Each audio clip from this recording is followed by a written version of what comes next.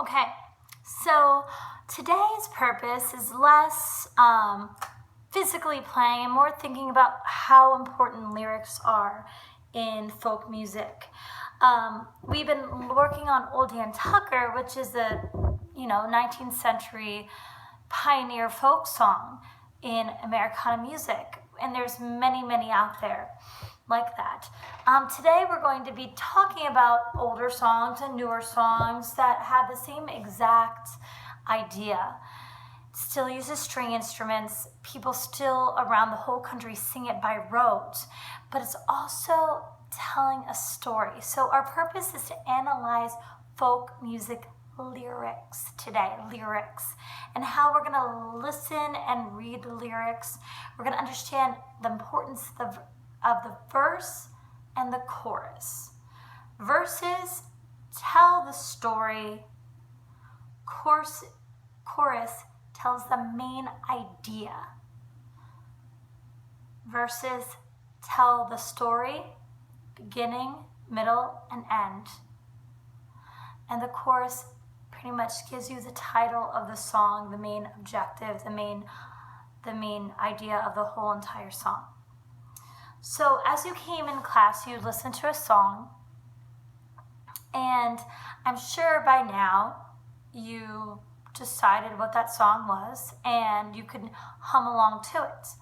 And that's the whole entire purpose of music. You can sit and just hum that chorus of the song.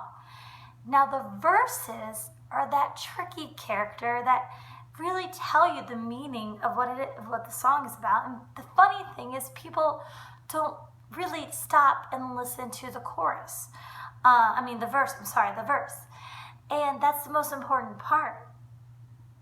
Take a minute and Google it if you're not sure what the words are. It's very important. So how to listen to a folk song is, the idea is, okay, I got the main idea of what the chorus is about. What is the verse really talking about? Sometimes they use figurative language, which is using metaphors, hyperboles, similes, many different types of figurative language. Why would they do that? Well, it's the idea of making something a little bit more exciting. People get pretty jaded easily, so they might use some figurative language to make the song a little bit more exciting. They might use alliteration or something like that. It might just be a silly song, and that's it. But the main idea of every single folk song, whether it's a political folk song or a song that is about love or a song that is about heartbreak, there's a beginning, middle, and end, because that's what we need. Now, we're going to listen to this song by the David Wax Museum, and the verses go like this. You've been sobbing so hard you can barely breathe. You've been sobbing so hard you can barely breathe. You've been stitching your heart on the outside of your sleeve. You've been wrung out and then doused with grief. In the ocean of time, this moment is brief. Right? So pretty much the beginning of your story, you hear someone telling you, you're really sad. Something bad happened to you, something happened to a family, you are in a really low place. It's horrible for you right now. The person's telling you, you've been sobbing so hard you can barely breathe. Now, hopefully this hasn't happened to everyone, but it's happened to many people. So people can relate to this. That's about folk music. It's relatable. Then the chorus of the song pops in, because the chorus needs to be catchy and it needs to come in a lot. So the chorus is, oh, I know it's going to get harder before it gets easier. Simple, right? Oh, it's going to get harder.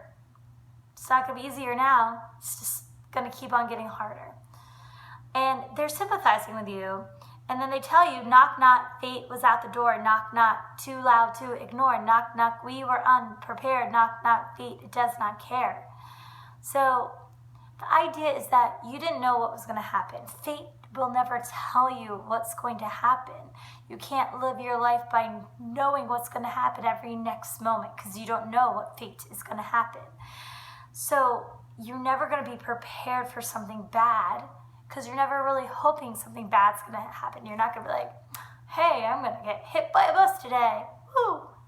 That's not something people know and say that's going to happen. So people are going to be shocked and realize when bad things happen in their fate,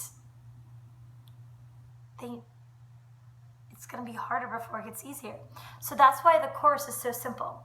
Then verse 2, the muddled position of our lives, let me read that again. The muddled position of our hearts will shift. That means, okay, our sadness will shift. Someday this burden of loving will lift. Whoa. Okay? Like this sadness that we're getting from our love of something breaking will go away. Oh. And the difference between the wrong and right will close like a fist. So when we're looking at what's wrong and what's right, it will be a little bit more clear for us. But for now, judgment passed on us will be swift. But now it is what it is. And then it goes back to the chorus. Oh, I know it's going to be harder before it gets easier. Knock, knock, fate was at the door. Or knock, knock, too loud to ignore. Knock, knock, we were unprepared. Knock, knock, fate, it does not care. Then it gets a little metaphorically happening. A baby was born in a mud hut with a worm fastened to its gut. Yes, most doors open briefly, and then they are shut. The circle of life is a wheel that gets stuck in a rut. So the idea is, even though bad things are happening, new experiences, like a baby being born, good things will happen. That's why they use the metaphor of baby being born, because it's a wonderful thing. But the circle of life can be a wheel that gets stuck in a rut. And sometimes you just realize it's going to be harder before you can get that wheel back out. And the chorus happens.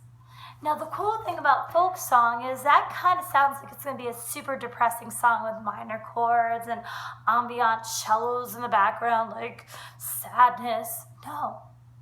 This song is super, super inspirational. It gets people to feel so much better that there's all these other people that get it. They use string instruments, they use an accordion, all these acoustic sounds and harmonies. It's like all these people around you are making you feel better about this bad time in your life. So I'm going to have you listen to the David Wax Museum version and read the lyrics as you go along and realize there's this beginning, middle, and end with these verses that try to get you out of this tough time. And then the chorus is there to tell you, hey, it stinks now, but it'll get better eventually, hopefully.